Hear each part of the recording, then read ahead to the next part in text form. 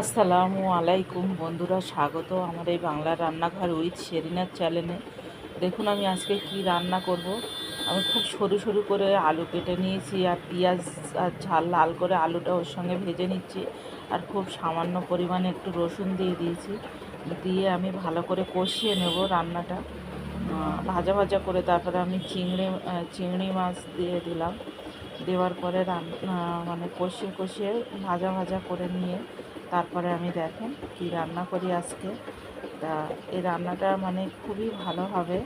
রান্নাটা খেতে খুব মানে অন্য ভিন্ন ধরনের। আর দেখেন আমি পটল সিদ্ধ করে নিয়েছিলাম, সরু সরু করে কেটে পটল সিদ্ধ করে নিয়েছি। এইভাবে কিন্তু আপনারা নতুনত্বভাবে রান্না করে খেয়ে দেখবেন।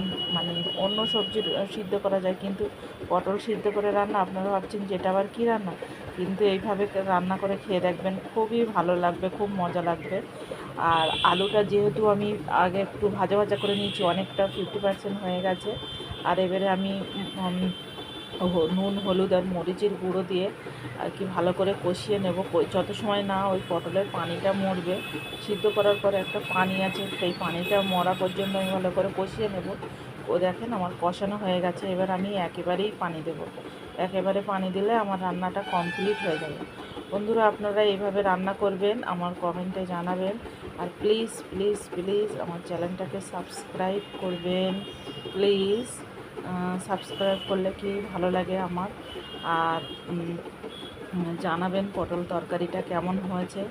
দেখুন কত সুন্দর একটা কালার চলে এসছে, দেখেছেন, খুব সুন্দর হয়েছে। আল্লাহ হাফেজ, সবাই ভালো থাকবেন, দোয়া করবেন।